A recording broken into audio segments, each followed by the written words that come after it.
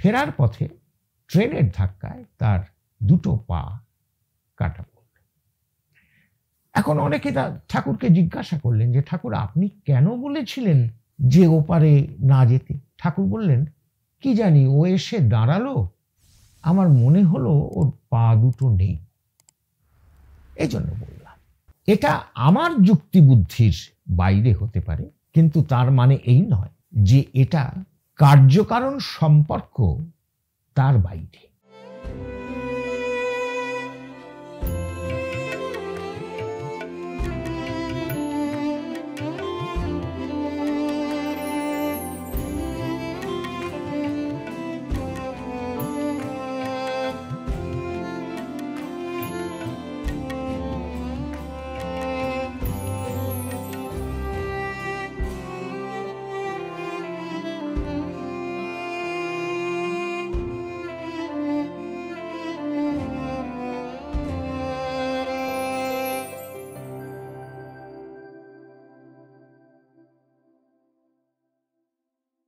শ্রী শ্রী ঠাকুর অনুকূলচন্দ্রের জীবনে অলৌকিকতা কতখানি, এ প্রশ্নটা অনেকে করেন।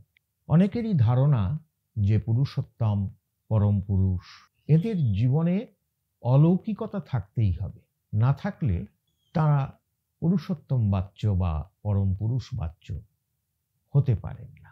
এবং পূর্বতন পুরুষোত্তম যারা, তাদের জীবন ঘিরেও আমাদের মনে মস্তিষ্কে অনেক অলৌকিক ঘটনার ঘনঘটা। কিন্তু শ্রী ঠাকুর অনুকূলচন্দ্র, যিনি বর্তমান যুগ পুরুষোত্তম, তার জীবনে অলৌকিকতা কেমন? অলৌকিকতা বা অলৌকিক ঘটনা এমন ঘটনা যা দেখলে বা শুনলে চক্ষু চরক গাছ হয়, অর্থাৎ আমাদের বোধ, বিবেচনা, বুদ্ধি, যুক্তি এই সমস্ত কিছু সেখানে হার মানে। তো এমন ঘটনা শ্রী ঠাকুরের জীবনে বহু ঘটেছে, এ বিষয়ে কোনো সন্দেহ নেই। একেবারে সেই শৈশব থেকে, যেমন শৈশবে আমরা দেখছি শিশু বালক অনুকূল তার বন্ধু বান্ধবদের সঙ্গে খেলাধুলো করছেন, এবং করতে করতে এক কবিরাজের বাড়িতে গিয়ে ওই রোদে শুকোতে দিয়েছেন এমন কিছু বড়ি খেয়ে নিয়েছেন। সেই বড়িগুলো বিষ বড়ি, এগুলি আগে কবিরাজি চিকিৎসায় দরকার হতো। সেই বিষ বড়িগুলো তিনি খেয়ে নিয়েছেন।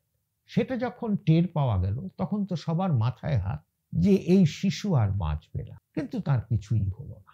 এখন এইটা তো আমাদের যুক্তি বুদ্ধি দিয়ে এটাকে আমরা ব্যাখ্যা করতে পারছি না, কাজে এটা অলৌকিক।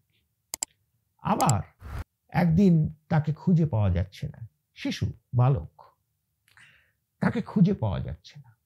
খোঁজ খোঁজ খোঁজ, চতুর্দিকে সকলেই খুঁজছেন। এখন তার দিদিমা, তিনি হঠাৎ মোটামুটি ঝোপঝাড়, একটু জঙ্গল, এরকম একটা স্থানে গিয়ে দেখেন যে ওই শিশু বসে আছেন মা কালীর ক্রোড়ে, এবং শিশুটির দেহ উজ্জ্বল আলোকে উদ্ভাসিত হয়ে উঠেছে, এবং মা তাকে স্তন্যদান করছেন। এই দেখে তো তিনি ভয়ে হরিনাম করতে শুরু করলেন, এবং তৎক্ষণাৎ সেই দৃশ্যপট অদৃশ্য হয়ে গেল। শিশুটিকে কোলে নিয়ে তিনি ঘরে ফিরে এলেন। এটারও তো কোনো যুক্তি বুদ্ধি দিয়ে আমরা একে ব্যাখ্যা করতে পারছি না, কাজে এটাও অলৌকিক। একটি অদীক্ষিত যুবক আশ্রমে যাতায়াত করত, দেওঘর আশ্রমে। তাকে ঠাকুর দেখে একদিন বললেন যে, এই তুই ওই কাছেই যোশীডি স্টেশন, রেল লাইন পার হয়ে ওপারে যাবি না, এইটুকুই বললেন। কিছুদিনের মধ্যে সে ওই সবজি টবজি নিয়ে ব্যবসা করতো, আর কি সবজি বিক্রি করত। ছেলেটি দেখলো যে রেল লাইনের ওপারে গেলে তার বিক্রি বাটা ভালো হয়। সে একদিন গেল সবজি নিয়ে, ফেরার পথে ট্রেনের ধাক্কায় তার দুটো পা কাটা পড়ল। এখন অনেকে ঠাকুরকে জিজ্ঞাসা করলেন যে, ঠাকুর আপনি কেন বলেছিলেন যে ওপারে না যেতে? ঠাকুর বললেন, কি জানি, ও এসে দাঁড়ালো, আমার মনে হলো ওর পা দুটো নেই, এই জন্য বললাম। এটাও তো অলৌকিক। আমরা এই রকম তো দেখি না। একটা লোককে দেখে মনে হলো পা দুটো নেই, তিনি দেখলেন, তাহলে এটা অলৌকিক। এমন কত আরো অলৌকিক আছে। তিনি কতভাবে আসন্ন বিপদ থেকে তার ভক্তদের, মানুষজনকে, শুধু ভক্ত মানে দীক্ষিত ভক্ত নয়, মানুষজনকে তিনি রক্ষা করেছেন। আবার এমনও হয়েছে, যেমন এই ঘটনাটা যে বললাম, যে তার কথা, তার সাবধান বাণী না শুনে মানুষ মৃত্যু মুখে পতিত হয়েছে। এমন বহু বহু বহু ঘটনা।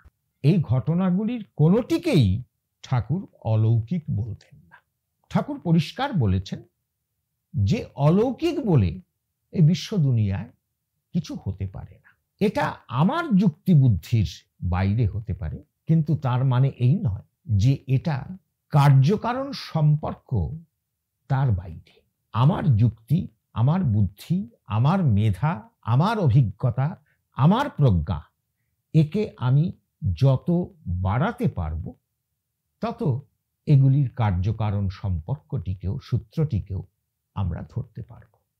যেমন ধরুন, এই বিশ্ব সৃষ্টি যে হয়েছে, নানা থিওরি আছে, তার মধ্যে একটা হচ্ছে সেই বিগ ব্যাং হলো, এবং তারপরে একটা অত্যন্ত ডেন্স অ্যান্ড হট, ঘন এবং উত্তপ্ত, প্রচন্ড সেই একটা পিণ্ড, সেইটা বাস্ট করে ক্রমশ ছড়িয়ে পড়তে লাগলো। এটাকে ইনফ্লেশন থিওরি বলছে। ইনফ্লেট করছে, ক্রমশ ছড়িয়ে পড়ছে। এই যে ব্যাপারটা, এটা কিন্তু আমরা চোখে দেখিনি, এবং ছড়িয়ে পড়তে পড়তে এখনো এই ছড়িয়ে পড়ছে। বিশ্ব দুনিয়া, এই সৃষ্টি কিন্তু এখনো বর্ধনশীল, এবং আমরা যতদূর আমাদের দৃষ্টি যায়, আমাদের যন্ত্রপাতি, আমাদের বৈজ্ঞানিক গবেষণার মধ্য দিয়ে যতদূর দৃষ্টি যায়, তারও বাইরে সৃষ্টি আছে, এবং সেই বাইরের সৃষ্টিও ক্রমশ আরো বেড়ে যাচ্ছে, আরো বেড়ে যাচ্ছে। এটা কি অলৌকিক নয়? কিন্তু আসলে তো অলৌকিক নয় ঠিকই। তার কারণ না হলে বিজ্ঞানীরা কেন এর মূল সূত্রকে আবিষ্কারের জন্য গবেষণায় লিপ্ত আছেন? সেটাও যুগ যুগ ধরেই লিপ্ত আছে। সেই সব দিক থেকেই তো প্রকৃতির কত বৈজ্ঞানিক সূত্র মানুষ আবিষ্কার করেছেন। এই নিউটন, আইনস্টাইন ইত্যাদি, এদের মতো যে বিজ্ঞানীরা এই জেনারেল রিলেটিভিটি থিওরি বা তার পরবর্তী কোয়ান্টাম তত্ত্ব, স্ট্রিং থিওরি, ওয়েভ ফিল্ড ইত্যাদি ইত্যাদি ইত্যাদি, এই যে এত কিছু, এগুলো তো আবিষ্কার হচ্ছে, এগুলিই তো সূত্র।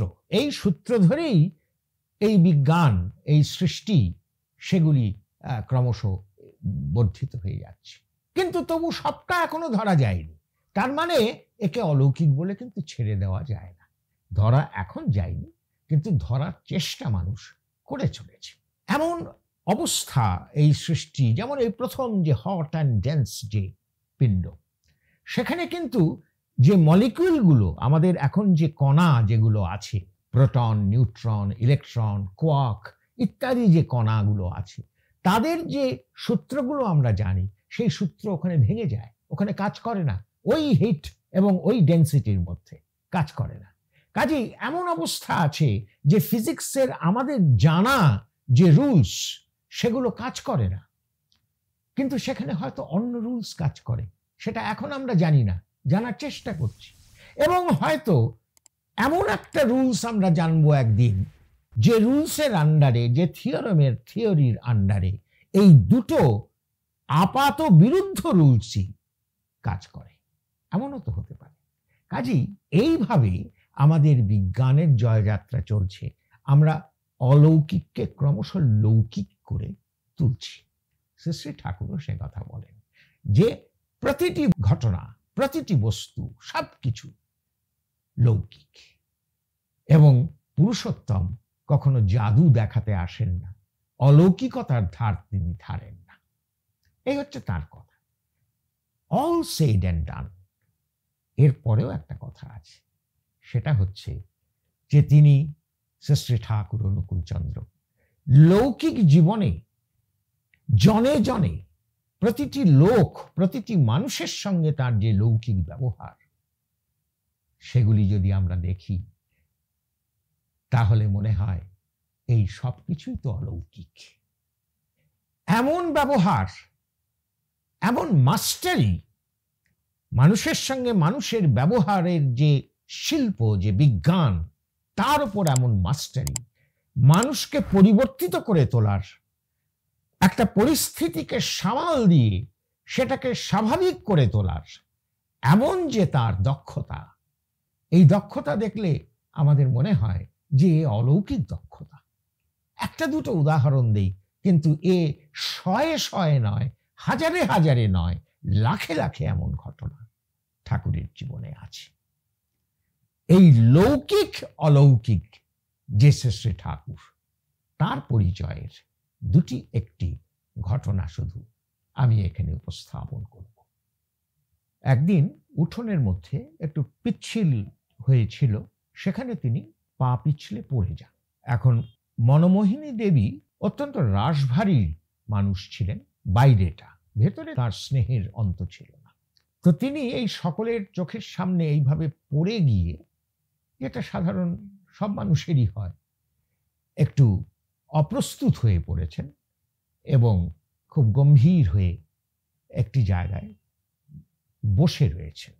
কেউ বুঝতেও পারছে না যে কি করা উচিত, তার কাছে কি গিয়ে কিছু বলা উচিত বা কিছু সান্ত্বনা দেওয়া উচিত, কারণ তিনি কিভাবে সেটা নেবেন এটা কেউ বুঝতে পারছে না। সকলেই জননী দেবীকে যেমন শ্রদ্ধা করত, ভালোবাসত, তেমনি ভয়ও পেত খুব। এই অবস্থায় ঠাকুর এলেন। একটু ভাবুন যে কি করা যেতে পারে। একজন বর্ষীয়সী মা, এবং তিনি অত্যন্ত নিজের সম্মান সম্পর্কে সচেতন। তিনি মনে একটা ব্যথা পেয়েছেন, অপ্রস্তুত হয়েছেন, এই অবস্থায় তিনি বসে আছেন। এই পরিস্থিতিটাকে কিভাবে সামাল দেওয়া যায়? আর বিশেষ করে মনে রাখতে হবে যে অন্যান্য অনেকের চোখের সামনে এটা ঘটছে।